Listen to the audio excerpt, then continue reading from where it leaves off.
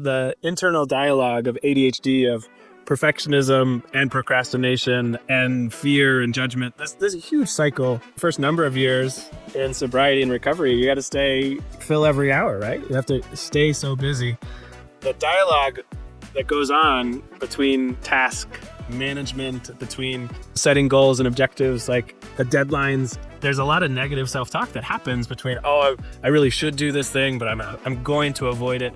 We know neurodivergent minds are always thinking, and we can't even keep up with our thoughts. It's relentless. I have hundreds of voice memos to myself with my thoughts.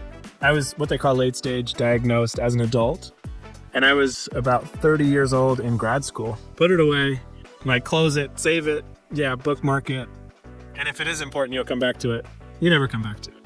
There's a lot of negative self-talk that happens between, I really should do this thing, but I'm going to avoid it.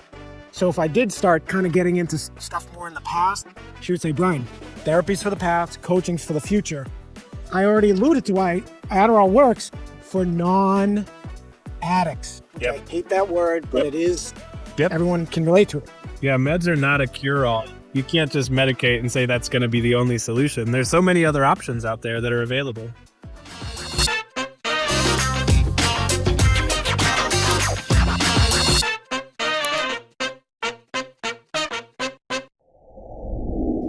Okay, quick intro. It is March 13th of 26, and actually this episode was only filmed about a month ago, so I'm pretty much caught up. In fact, this is the last one in the hopper. Well, this is part one, and I got part two, and then I got to film a new one start tomorrow. So I had a huge backlog because I had started filming these a year ago and put everything on delay due to my ADD, which is largely the subject of this podcast. This is a guy I met, and I'll talk at the beginning, through my ADD community. And if you haven't watched it, I really hope you'll check out podcast number 5 with our coach, Ali. And you can find that Spotify, Apple, etc. is number 5, or on my YouTube page, Sober Cappy, also number 5, but it's mixed in with all my shorter YouTube, so it's after episode number 110. I really hope you'll go back and watch that. Fascinating, talking about all the relations between ADHD and addiction. And Jake and I get into that in part 1, more so on the ADHD side. So hope you enjoy it. A couple notes. Note my background, which is actually going to pretty much match up to the season since I'm getting this out quickly. Instead of previously, I'd be already into a season or two from my background. And in this episode with Jake, I was about to get my wall painted. So not only is there just a lame painting in the background, the lighting is horrible because of it. And I didn't anticipate some of the frames just being on me and not both of us. So you'll actually see a couple paint sample splotches on the wall. We did insert a couple funnies throughout some of this.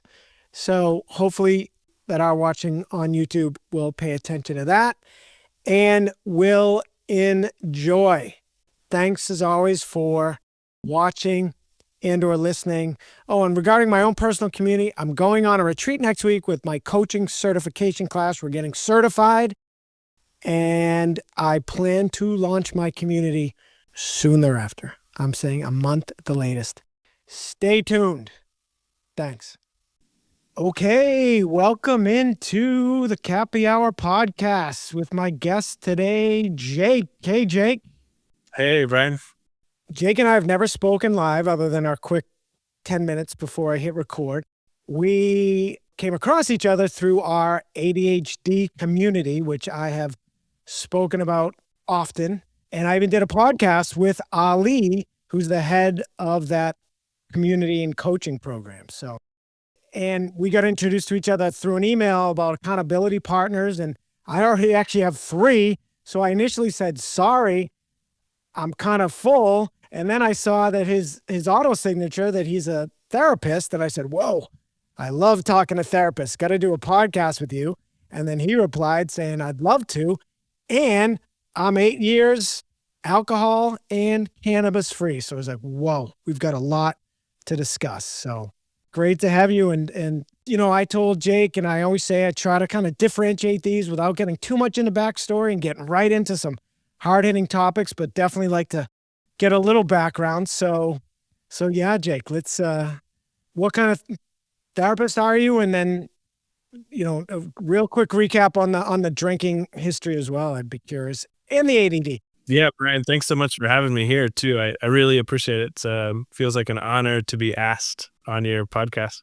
Yeah, so I am, my name is Jake Lohwater. I run Lohwater Counseling Services here in Fort Collins, Colorado, but I work with clients all over the state of Colorado. And I'm a licensed clinical social worker. And my focus is, it's a mouthful, it's called interpersonal neurobiology. So it's how we bring science and research into mental health and into relationships. And so I work with individuals and couples who often are very scientifically minded or are partnered with someone who's engineer, architect, really left brain logic person. So I say I work with engineers and empaths, helping them bridge the divide between thoughts and emotions. A lot of the work that I do is really skill-based, it's research-based. The idea for me is to help build research-based interventions for individuals and couples so they can get on with life and get out of therapy. I work myself out of a job with every client and every couple because I really want them to be out in the world doing what they love and not in the therapy room as much for as long as maybe traditional therapy is. Wow, I love that. I've not heard that in that space. I was always amazed how dentists don't want you to get cavities, to the point they lecture you.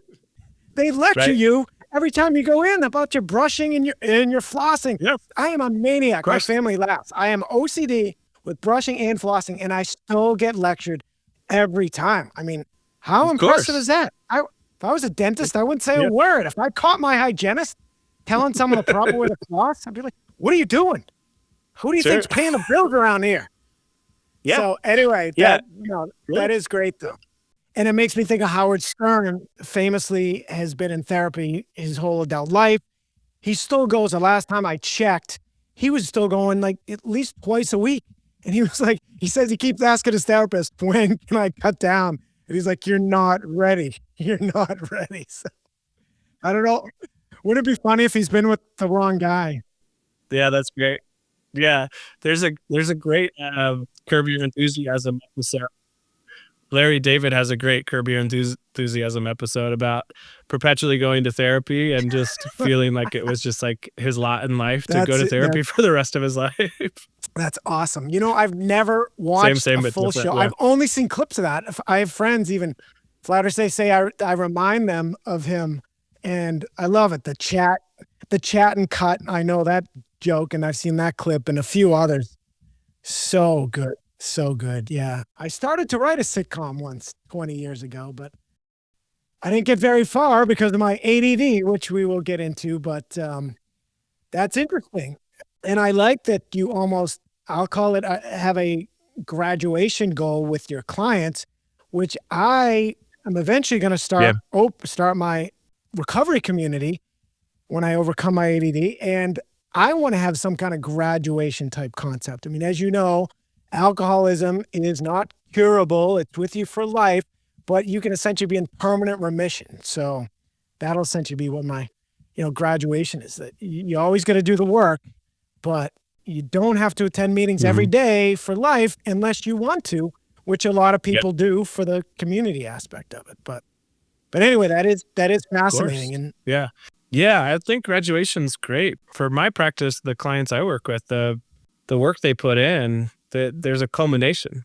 In a sense, the work continues for the rest of our lives. And yet there's also like, wow, there's a skill set here that people walk away with, which is really important. And there's an accomplishment of a job well done, I think is important to identify. And I'm interested to hear more about what you're building for what's next. And maybe that's another podcast. well, I'll somewhat go there because I was going to anyway. To relate back to you, I'm torn. There's so many. I went from having no idea what to do with my life. I was always in technology sales. I actually got out of that to go into become a sales analyst. I went back into sales, but such a drinking culture. Although it's so funny. Everyone said, oh, my industry is such a drinking culture. Turns out everyone thinks that because it is everywhere. No. Turns out when you're drinking, it's the culture. But if there was a ranking, which maybe there probably is, I got to ask AI. I mean, sales has to be there because it's part of your job is to schmooze people and wine and dine them. But so I get out of that and I bought myself a job right before COVID. I bought a pizza joint because I didn't know what the hell else to do. And now my options are endless. You know, even this podcast, I would love to do that full time. I think I could eventually become a top one there, and a community, and would absolutely do that full time, but also coaching as well. And that's what I really wanted to ask you. You know, you see now coaches are everywhere. They're getting a lot of money. I mean, a lot of money, including, you know, we paid a pretty penny for the program, ADHD program we're in. I recently wondered, because actually I have mass health. I have the state health insurance, because that's a penalty you pay for owning your own business. You know, technically I haven't actually even worked for a year and a half since I left my pizza shop, didn't even sell it. It was my biggest drinking trigger. And I've just been trying to do this podcast. And that's where I uncovered the ADD. And luckily I'm able to kind of afford just trying to do this while I overcome that. Although there's some sentiments, including from Ali, our coach, that launch the community, and that will help you overcome it because you'll have more deadlines. But I also think it could launch me into even more chaos than my organization is now. Bottom line, I signed up for a new therapist who takes my mass health. And I mean, you're that type. You're a traditional therapist, right? You got to deal with insurance BS and all that other stuff. Have you ever thought about, there's these coaches out? Have you ever thought of converting to a coach and charging big bucks? You know what? Actually, I actually do both. I actually don't take insurance because of the game. I'm a out-of-network provider. And so I took insurance when I first started my practice in 2018 and did not like the experience for myself as a provider. And I didn't like the experience for my clients and the restrictions that, you know, behavioral health within insurance kind of restricts a lot of access. And really being out of network gives us, you know, a lot more opportunity. There's more confidentiality. There's less sharing of treatment plans and notes. I work with a lot of professionals that don't want to be on record as attending therapy, whether aviation professionals or folks with clearances. So if they have a security clearance, they don't want to be using their insurance to say they're seeking support and then have a mental health diagnosis attached to it. And so many of the nice benefits is that confidentiality. And really it is a safe place that nobody else is checking in on. I do have some clients that seek reimbursement with their insurance, but they elect to have a mental health diagnosis and they jump through the hoops of dealing with insurance. I've had a couple come to me and then seek reimbursement and then need more therapy for having dealt with their insurance company on reimbursement because of how much of a pain it was. So I'm glad to not be working with insurance. But to the other point that you talked about, I've been trained in a coaching model. And so I do blend traditional psychotherapy with coaching. And so there's a really clear distinction for me. Psychotherapy tends to focus on the past. So what happened and how do you feel about it and where are you now? And coaching is really like, where do you want to be going and what's next? And it's very future focused, goals, objectives. How do we close the gap and how do we get there? And so I do a blend. And a lot of the clients I work with enjoy that perspective because not only do they get psychotherapy and understanding themselves in the past, but they also have a direction of where they're going. And, you know, there's a graduation at the end, there's progress, there's momentum. I developed a roadmap last year. It's a 9-step roadmap of how couples progress in couples therapy. And so I had an engineer last year kind of challenge me. He's like, well, where's your roadmap? Like, where are we going? I was like, we're going to get better in these particular areas. He's like, not good enough. And they stopped working with me, which was a fair challenge. And so I took it as, well, I definitely need a system and a roadmap to help people who want to see forward progress and momentum and bring in that coaching model of, we're addressing what's going on, but we're also addressing where you'd like to be going to. Yeah, that's fascinating. I like to say I have a quote for everything, and I'll give you one. What you just said, you can borrow this. Is therapy is for the past, coaching is for the future, and then sharing in communities is for the present. Though it also helps with the past and with the future. Did you get all that? I'll Nice. send it to you. Yeah. Yeah, I love But that. That's no, and I great. have to give it Yeah, please do. my That's assist. good. Yeah, I mean, community is in the moment. It's right here. It's right now. Yeah, yeah, absolutely, and it's so important. And oh my God, is it Mhm. important? In fact, I just Really. posted a clip on social yesterday for my podcast that's out this week on Cappy Hour with my friend Jenny from my one of my sobriety communities, and she talked about one of the many reasons we are the luckiest is you get this collective group of people that have spent hundreds of thousands of hours in therapy and coaching, and then they bring it into this hour-long meeting. So, yeah, it's so powerful. It's crazy. Yeah, the ability to like distill years of like the best advice, the best perspective, like what's most meaningful philosophically or therapeutically, and to be able to share that in community. Yeah, that's amazing. It's transformational. It is. It is, and everyone needs community. That's why I want to actually build out not just on for sobriety/recovery, but also ADHD, grief, divorce, narcissism. I mean, there are some communities out there, and then just one for lonely people. And it's all so necessary. And mine, a goal, there's some great ones Yeah. out there, but I'm going to make it even more fun, especially really get people to enjoy Mhm. sobriety, AKA fun briety, which I thought I invented Nice. that. I haven't heard that before. I like that one Yeah, variety. it's funny. You never know who invented quotes when they say them, Yep. or if when someone said it, did they come up with that? Yeah. I just always assume they didn't. Mhm. In fact, there's an older guy in one of my communities that he says, Cappy, his name's David. Mhm. Those who know him, this is how he talks to you. Go, Cappy. When I hear a good quote, I give credit to it the first 3 times. After that, it's mine. Great.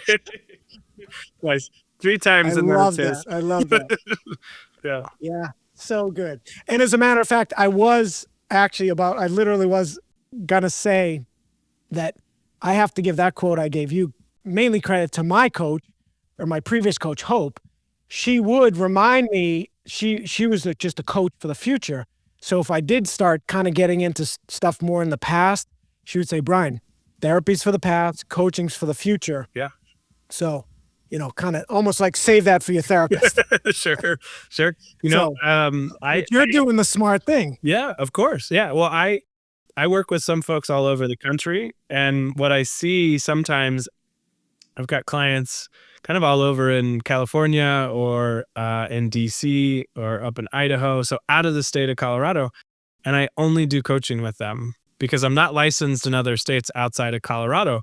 And so I actually have to make that distinction sometimes with my clients of like, hey, we're doing coaching here.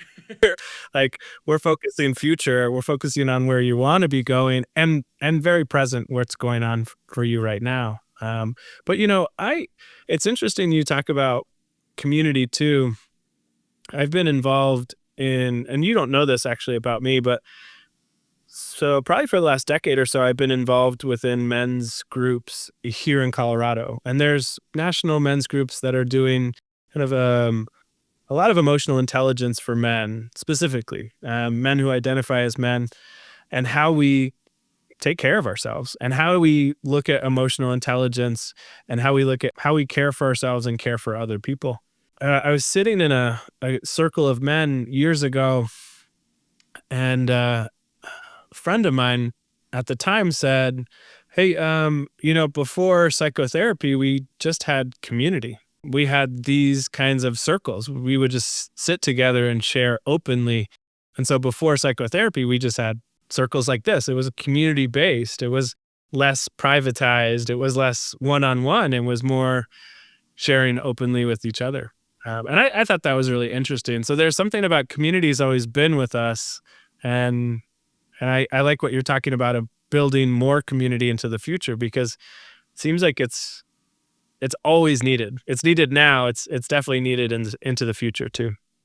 Yeah, absolutely. And, to finish when I said you're on the right track or whatever, you're doing the right thing. Because, I Yep. think just frankly, more money in coaching. It's like therapy is so traditionally people are used to using insurance and just Sure. paying a copay, Mhm. which I have a great quote for that. Ready for this?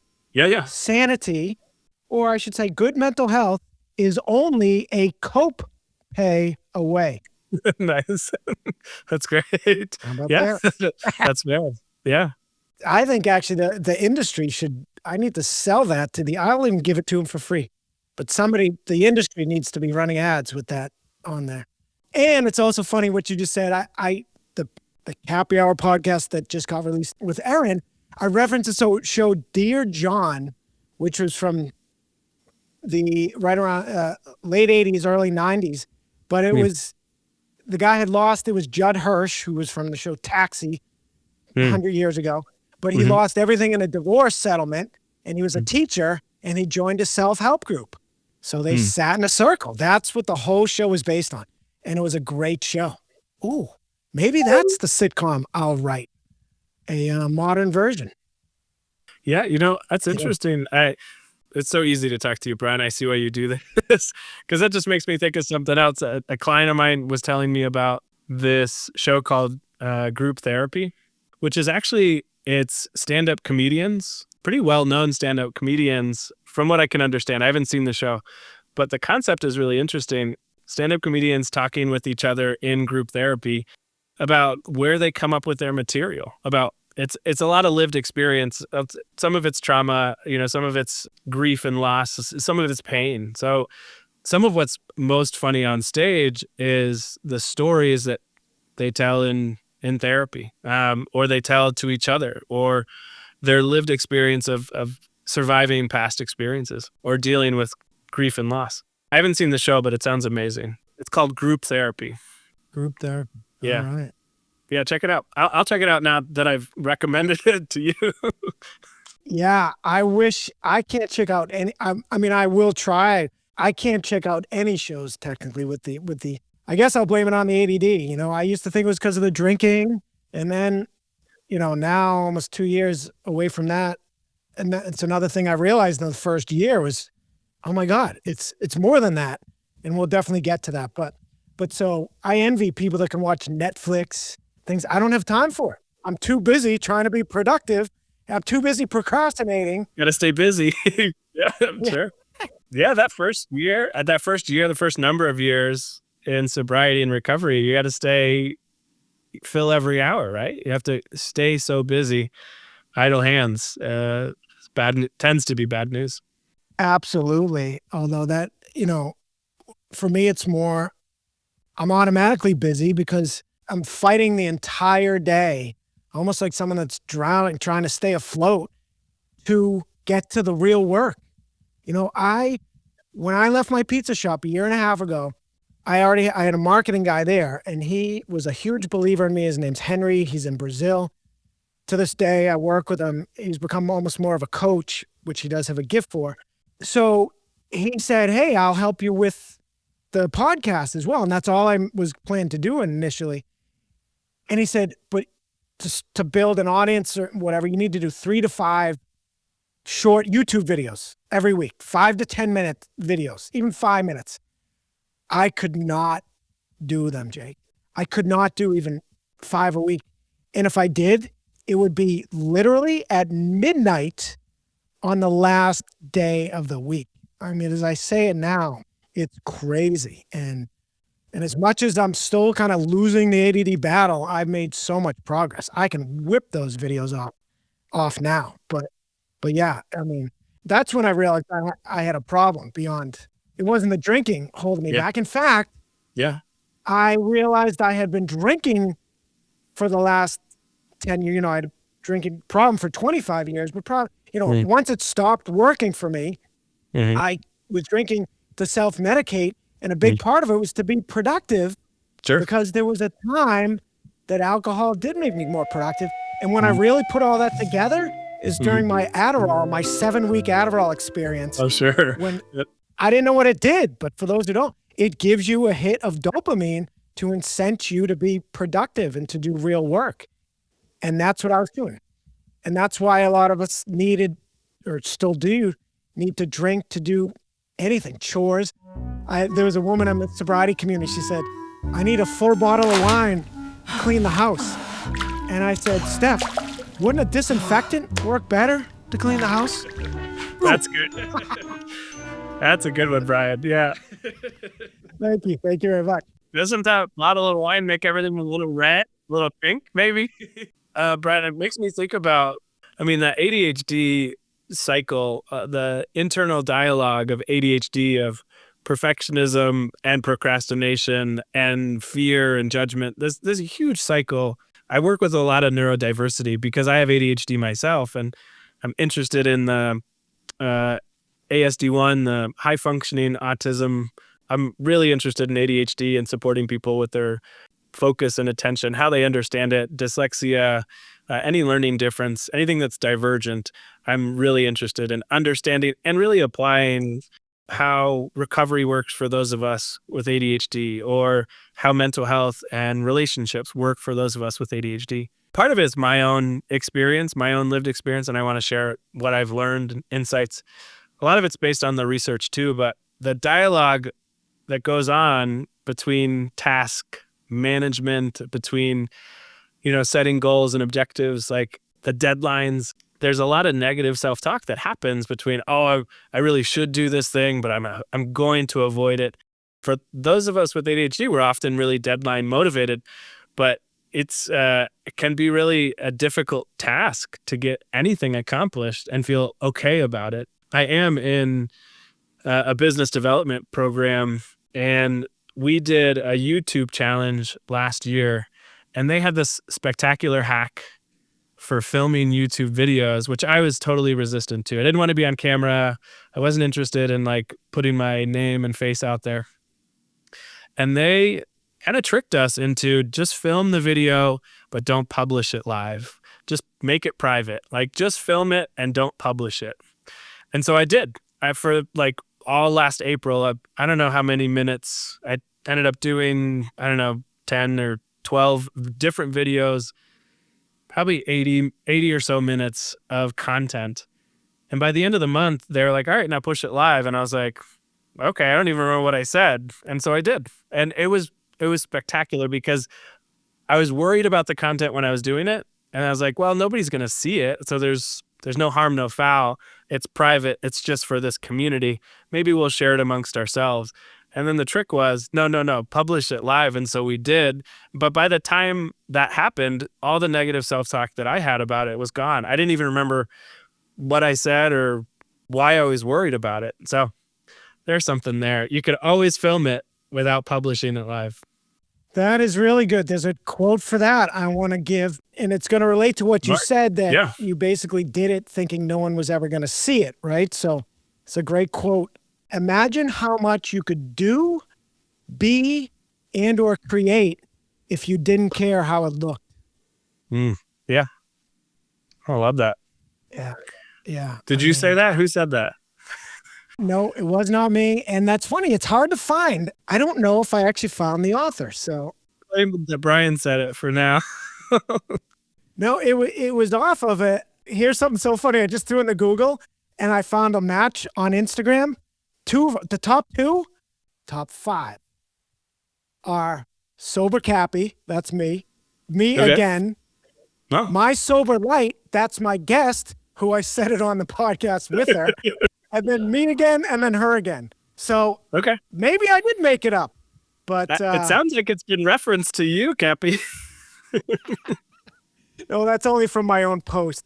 No, I finally, below all of us, I finally found one that I think is where I got it on Instagram. But because of my connection, it's not coming up. So that's so funny you asked. And but it's so true. And another thing I learned recently, my mind, we know in neurodivergent minds are always thinking, and we can't even keep up with our thoughts. It's relentless. I have hundreds of voice memos to myself with my thoughts.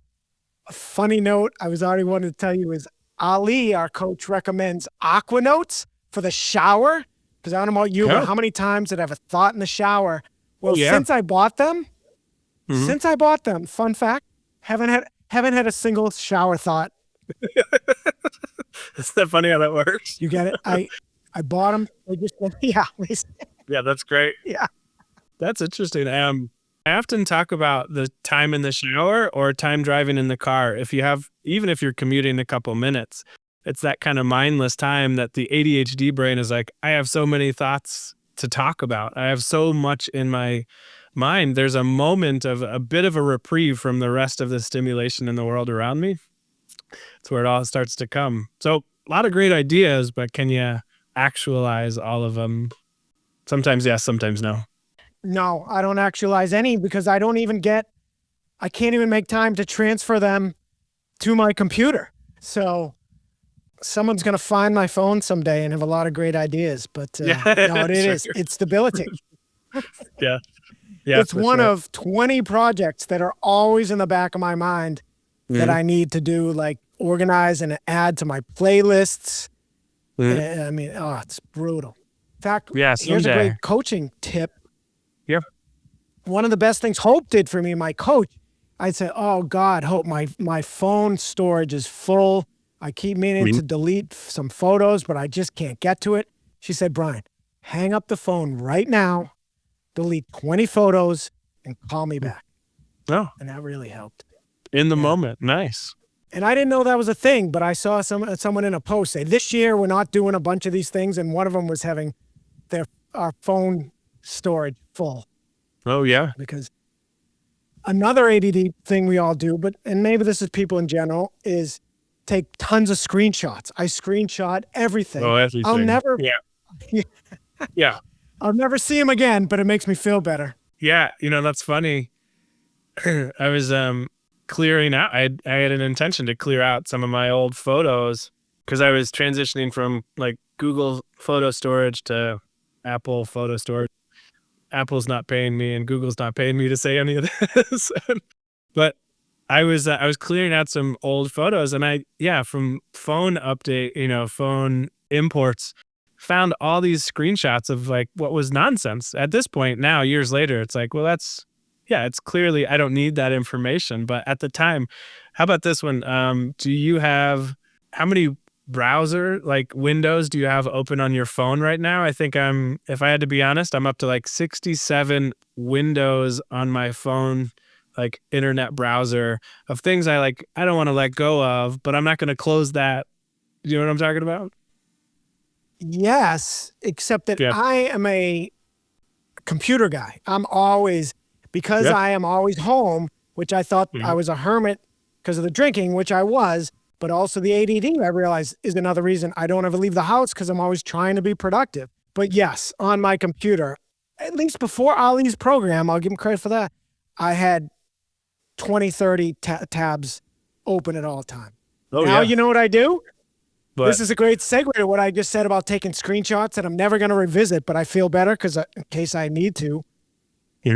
I now add them all to my reading list. I put the tab on my reading list and close it. Okay. I'll never see that tab ever again. I'll never get to my reading list, but I feel so much better. And you know what? If it's urgent, if it's really something that important, I will actually go and look it up. You'll go back and find it. I've heard that before. Yeah, I definitely heard that concept. Put it away, like close it, save it, bookmark it. And if it is important, you'll come back to it. You never come back to it. Nope. The screenshots I actually will on occasion. Thank God for the search feature. If people don't know, you can search even text within photos. Your phone will really find good at that. Oh, yeah. Yeah. And actually, probably even what's in the photo now, at least the iPhone. And if you put flower, I think it'll pull it up. So I'm able to find a lot of stuff that way. So it is great.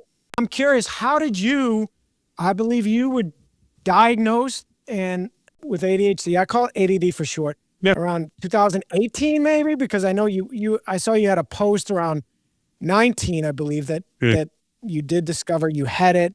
You thought you just weren't that smart.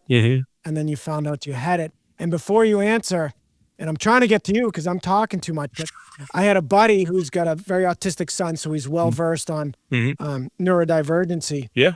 He said, I told him my struggles, and he said, were you diagnosed?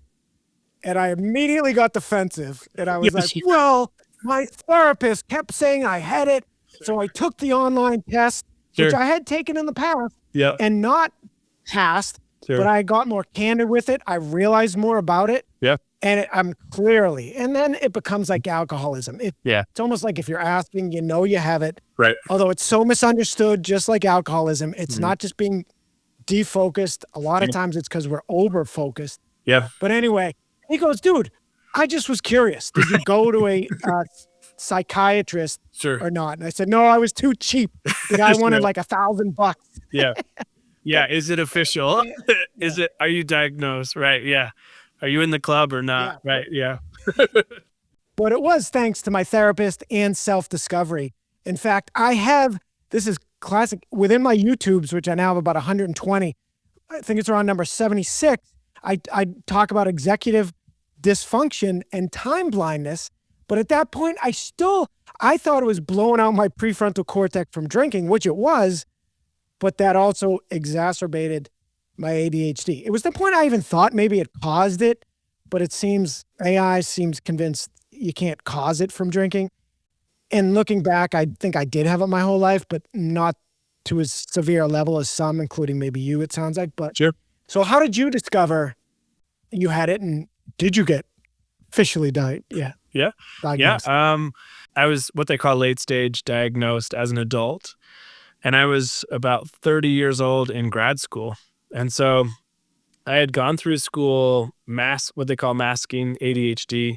I was good at kind of faking interactions socially, and I did fairly well in school. I was kind of a B student through school, but there was a lot of stuff that just kind of felt like I was disorganized. I felt like it flew over my head a lot of the times. And so I made it all the way through elementary, middle, and high school, and even got a bachelor's degree without being diagnosed. And so I just kind of managed it on my own. And it was when I started grad school, and that was in 2013, so that was 2013, I decided I'm actually really interested in what I'm studying, and I'm having a hard time. I'm having a hard time focusing, making, doing well in class and my assignments. I was really interested in the subject matter I studied. I did a master's in social work, and I was really captivated by what I was attempting to learn, but I was struggling to understand the material and meet the expectations. And I really did want to do well. I had done an undergrad in business, and I was like, whatever, I could skate by in business and call it good, get a stamp or something like that. But when I got to grad school, I was struggling, and I went to the student center, the health center for the university. And I talked with a psychiatrist there about what I was challenged with and what I was struggling with. And he's like, yeah, that sounds like ADHD. He's like, but did you read about this before coming in? Because, on a college campus, everybody wants Adderall. Everybody wants Ritalin, the drug to stimulate, to, finish the paper by spring break. So I was like, no, this has been my experience my whole life. And I was diagnosed with inattentive ADHD. So, which, is all about focus and attention. And what I'm learning now is around, some of it is on the dopamine network, and then the other part is on the norepinephrine network. And so the initiation tends to be on that dopamine, of initiating a dopamine hit, of starting something but not finishing it. The norepinephrine network is more about the ability to sustain focus and attention and complete tasks. And so it's been a pretty big learning curve for me. I tried stimulants before in the past and did, as an addict, sure, I liked them. I liked Adderall because it was stimulating. But I didn't enjoy the experience of how it didn't feel like it was actually supportive of my schooling. And so what I did with grad school was try Ritalin and try Adderall. And then I decided to go off those medications and went to the Access Center on my university campus.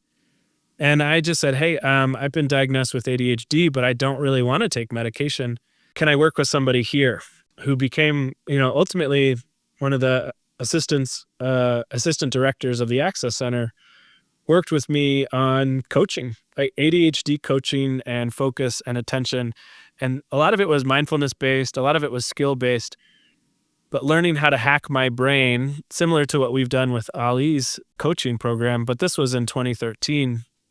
And it was really around, how do I create systems and structures to complete grad school and to do well in grad school? My coach is still a mentor of mine now. I actually just had a Zoom with him the other day.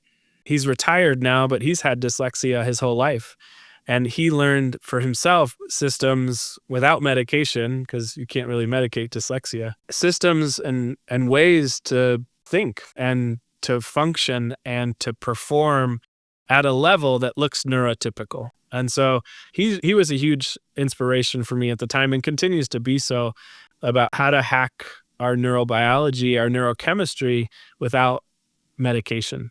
I have started taking a drug called Strattera that has been really helpful. It's a non-stimulant for ADHD. I don't know if you're familiar with this. Yep. I Did really take haven't. it past 10 credits. Okay. Yeah. Really? been on Did it- nothing for me. Oh, I've been on it for about 6 months, and I've noticed it doesn't do anything for the dopamine. So I'm not initiating based off of, Adderall.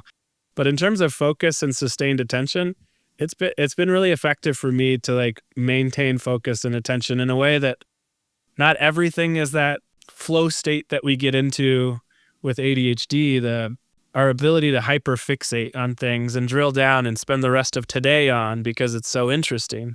I'm able to do more of a balanced focus and attention without getting into hyperfixation. So over the years, I've learned either to manage it with systems, like with Ali's work, which has been remarkable. And I'd love to talk about that. And then also, this medication has helped just tweak enough to say, yeah, let's sustain and let's stay here without moving on to the next thing so quickly. Yeah, that's fascinating. And yeah, for those who don't know, there's two types of medication for this. There's stimulant-based and non-stimulant. Stimulant is the more common, Adderall, Ritalin, and all that. What I think is so funny or ironic is that the problem with ADHD is that you are overstimulated. So what is the medical solution? To give you a stimulant. More stimulation. But Sure. Yeah, Yep. isn't that funny? Yep. But it works. And what Jake just talked about, he is a non-stimulant, which I'll get to, but I already alluded to why Adderall works for non-addicts, which Yep. I hate that word, but Yep. it is it's Yep. everyone can relate to it. It does not work. And I haven't really heard people saying this. In fact, I'm annoyed. There's a site called Attitude magazine, like Oh, yeah, Attitude. Attitude's great. The AD, what's that? Attitude is great. You know what? Oh, yeah, they're awesome. Attitude is great, but here's my issue. They had a expert on, this older gentleman, and the title of the webinar was Dispelling Myths. And then the guy got on and basically espoused medication as the only solution. He lamented parents just didn't give it to their kids that were having issues. One woman even said, "What do I do for my son who won't take it?" You got to keep trying. He'll thank you someday. He'll appreciate it. And I'm yelling at the thing, dude, you can do work. Yeah. You can overcome this without meds. You can do it with hard, meds. Yeah. but you can. Mhm. So I need to actually get that guy on my podcast. Yeah. And I need to even send them a message. I need to even start by commenting on the YouTube, but I Yeah. didn't get around to it. Yeah, meds are not a cure-all. You can't just medicate and say that's going to be the only solution. There's so many other options out there that are available. Yeah. And get this, he also created the myth that those drugs don't get abused. Oh, no way. How insane. Are Yeah. you kidding me? Are you kidding me, buddy? That's the entire image. I guess he was trying to say that is just the image or stereotype, but as we all know, stereotypes are typically stereotypes for a reason, Right. Yeah. or not created for a reason. Yeah, that's a thing. In fact, I know I went on a date with a woman who talked about she used to sell them. She couldn't she got the medication, but then, I don't know, for whatever reason, it didn't agree with her. She started selling it, not just to those who couldn't get the prescription, those who did, but needed more. And yeah, so I learned that. So where I was going is, and I talk about this on the podcast with Ali, number 5, and on many of my YouTubes under Sober Cappy. For alcoholics, it's just like when you quit drinking and pick up again. You might be able to drink normally for a week or 2, but your brain catches up to it. And just like with alcoholism, your dopamine receptors shut down. And also, I learned a thing called your dopamine transporters, which actively take dopamine out of your system and put it back where it came from and in the synapse, right? So where dopamine is effective is actually in the cleft spaces between the synapses. And dopamine transporters will take that dopamine and bring it back into the synapse, which is why we have to drink more and more. Yeah. Because the receptors shut down, so we don't have as many. And then it's actively transporting the dopamine out of our system. And where I'm going with this, so that my body caught up to it. Adderall it worked for me for a couple of weeks, and then it just didn't. And then I had to start abusing it to try to get the effect. So I just thankfully went off of it after 7 weeks. And I say 7 because of prescriptions are per month, but I ran out a week early. I was not taking any on Sundays to try to compensate, but yeah.